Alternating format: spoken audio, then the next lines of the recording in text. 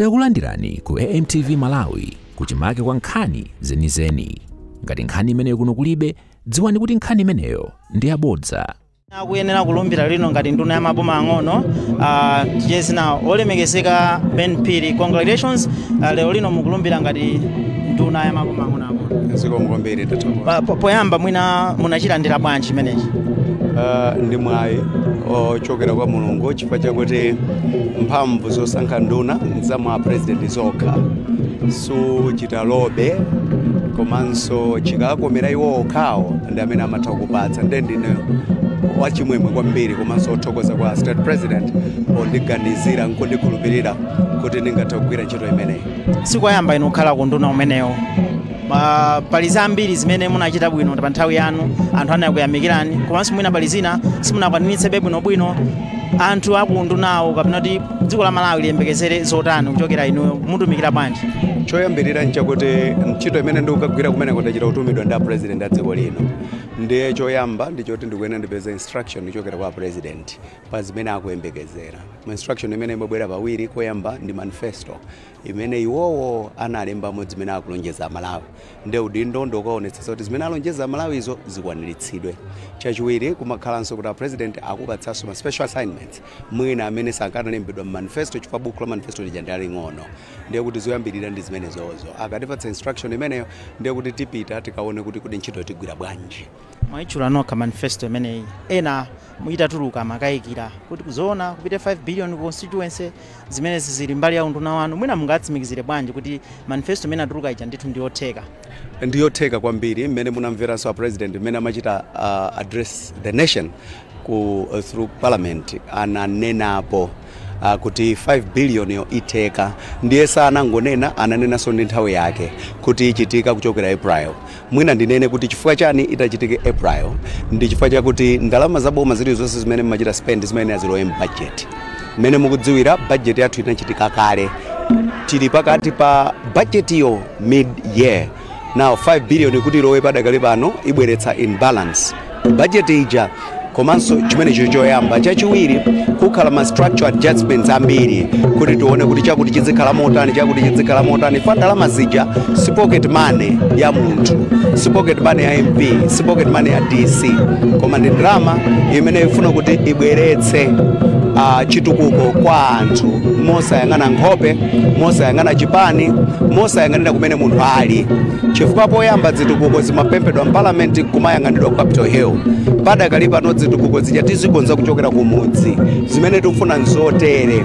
Ndalama zake zili ndi iwo omwewo anthu akumudzi, koma tikuyenera tiyike ndondomeko zoyenerera chifukwa choti ndalama zija ni misonkho ya Malawi.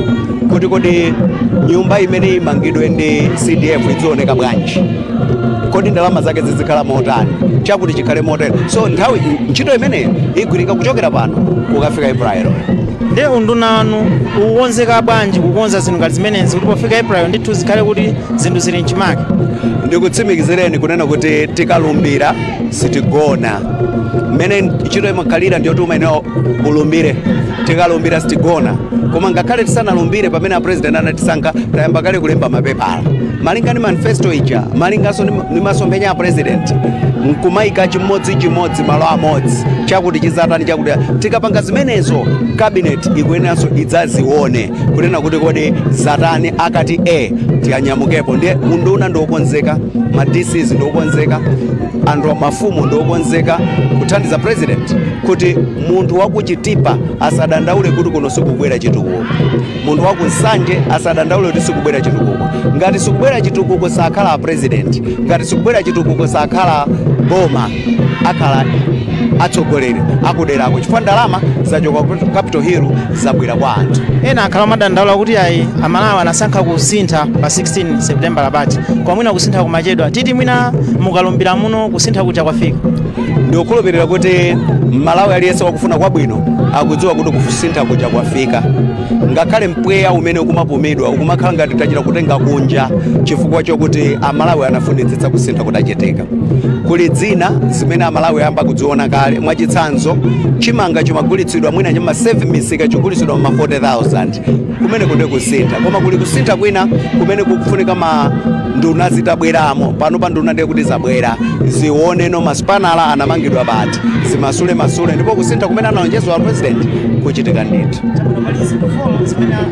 President zokoza kwambiri kanye kuza chakudya food kanye kuza fuel kanye kuza federeza komanso kanye kuza forex plus cha 5 medicine zimene zizi ndikuzoa zina zikuza kwambiri na wadana na kwa zimene zipata zilimanja mauna mang'ono ndizoona ndithu mwanjira ina a president ananena kuti tikakonza chakudya ndiye kuti takonza economy. Inflation ya dziko lino imayang'anidwa kwambiri kuchokera ku food inflation. Tikakonza kumene kunde kuti zinthu zikuyenda bwino.